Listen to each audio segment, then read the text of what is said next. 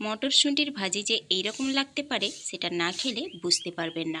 এটা কিন্তু মুড়ির সঙ্গে বা রুটির সঙ্গে কিন্তু খেতে দুর্দান্ত লাগে। তাছাড়া এমনিও খালি মুখে খেতে খুবই চটপটা লাগে। এটা দেখতে যেমনই সুন্দর লাগছে খেতেও কিন্তু দুর্দান্ত হয়। যদি কখনো না বানিয়ে থাকেন একবার বানিয়ে দেখুন। অসম্ভব সুন্দর লাগে এই কড়াইশুঁটির ভাজি রেসিপি। নমস্কার বন্ধুরা, কেমন আছেন সবাই? আমি ভালো আছি, আশা করি আপনারাও ভালো আছেন। আজকে আবার একটা নতুন ভিডিও নিয়ে চলে এসেছি পাঁচ ফোড়নে।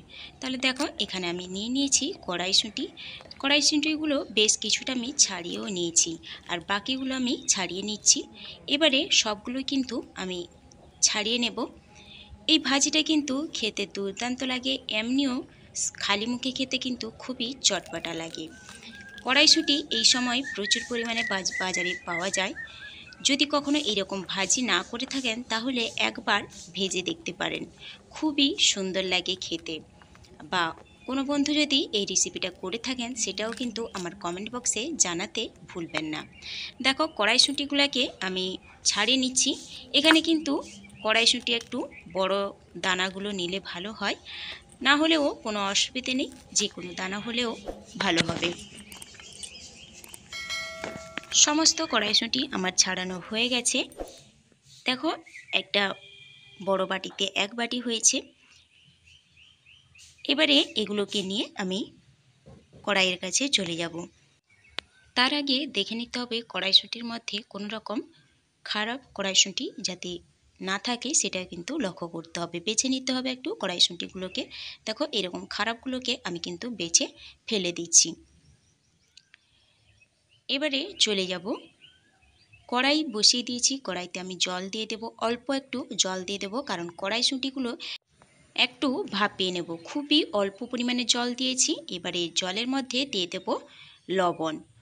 লবণটা দিলে কড়াইশুঁটির ভেতরে ভালো করে লবণটা ঢুকে যাবে, তার জন্যে দিয়ে দিলাম। ব্যাস, গ্যাসের আঁচটাকে হাই ফ্লেমে রেখে আমি 3 মিনিটের মতো এটাকে একটু ভাপিয়ে নেব। এটা যদি ডাইরেক্ট আমরা তেলের মধ্যে দিতে চাই তাহলে সেক্ষেত্রে কিন্তু কালারটাও নষ্ট হয়ে যায়, আর মটরশুঁটিগুলো ফেটে গায়ে গায়ে এসে পড়ে। সেই জন্য অল্প একটু যদি এইভাবে ভাপিয়ে নেন তাহলে কোনো রকম কালারও চেঞ্জ হবে না, আর ছিটকে এসে গায়েও পড়বে না। দেখো, জল কিন্তু শুকিয়ে নিয়েছি। এটাকে কিন্তু হাই গ্যাসের ফ্লেমটাতে রাখতে হবে, না হলে কিন্তু কড়াইশুঁটিগুলো গলে যাবে। নামিয়ে নিয়েছি। নামিয়ে নিয়ে কড়াইতে অল্প একটু তেল দিয়ে দিলাম। এটাতে কিন্তু খুব বেশি তেল দেওয়ার কোনো প্রয়োজন নেই, যে কেউ কিন্তু এটা খেতে পারেন খুবই অনায়াসে। যারা তেল পছন্দ করেন তারাও কিন্তু এটা খুব সুন্দরভাবে খেতে পারেন।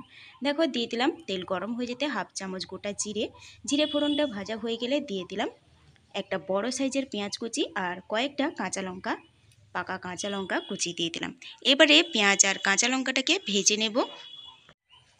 পেঁয়াজ আর কাঁচা লঙ্কাটাকে একটু লাল লাল করে ভেজে নিতে হবে।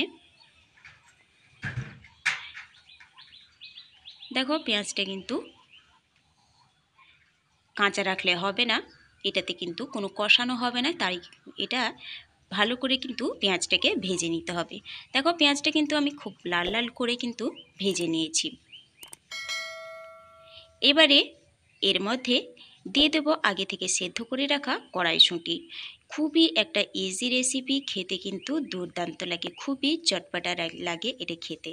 কড়াইশুঁটিগুলো দিয়ে আমি দিয়ে দিলাম ভাজা মশলা। ভাজা মশলা বলতে এখানে আমি শুকনো লঙ্কা আর জিরে শুকনো খোলায় ভেজে কিন্তু গুঁড়ো করে রেখেছিলাম। এই মশলাটা কিন্তু দিতে হবে, এই মশলাটা দিলেই কিন্তু খেতে সুন্দর লাগে। আর দিতে হবে একটা হাফ পাতিলেবুর রস, আর দিয়ে দেব লবণ স্বাদ মতো। লবণটা যেহেতু সেদ্ধ করার সময় দিয়েছিলাম সেটা কিন্তু মাথায় রেখে লবণটা অ্যাড করতে হবে। এই পাতিলেবুর রস আর বিট নুন আর এই ভাজা মশলাটা দিলেই কিন্তু অসাধারণ টেস্ট আসে এই কড়াইশুঁটির ভাজার মধ্যে। ছোট থেকে বড় যে কেউ কিন্তু এটা খেতে খুবই ভালোবাসবে, আর হেলদি একটা খাওয়ার। দেখো, ভেজে নিলাম। এরপরে কিন্তু গ্যাসের আঁচটাকে মিডিয়াম রেখে একটু ভেজে নিলেই কিন্তু তৈরি হয়ে যাবে। আর কোনো বন্ধু যদি বাড়িতে তৈরি করে রাখেন, তৈরি করে খেয়ে থাকেন, তাহলে সেটাও কিন্তু আমার কমেন্ট বক্সে জানাতে ভুলবেন না। কার কার এইরকম কড়াইশুঁটি ভাজি খেতে ভালো লাগে সেটা কিন্তু জানাবেন। অপেক্ষায় থাকলাম।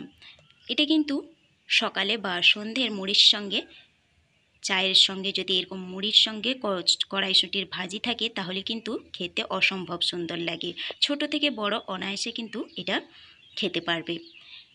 বন্ধুরা, এই পর্যায়ে এসে যদি লাইক দিতে ভুলে গিয়ে থাকেন তাহলে অনুরোধ করব একটা লাইক দিয়ে দেওয়ার। আর আজকের ভিডিওটা যদি ভালো লাগে তাহলে আপনারা আপনাদের আত্মীয় স্বজনদের সঙ্গে একটা হলেও শেয়ার করে নেবেন।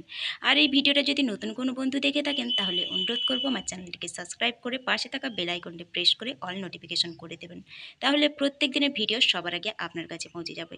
তাহলে বন্ধুরা, আজকের ভিডিওটা কেমন লাগলো অবশ্যই কমেন্ট বক্সে জানাবেন। আর ভিডিওটি ভালো লাগলে পাশে থাকবেন। তাহলে আজকের ভিডিওটা এই পর্যন্ত থাক।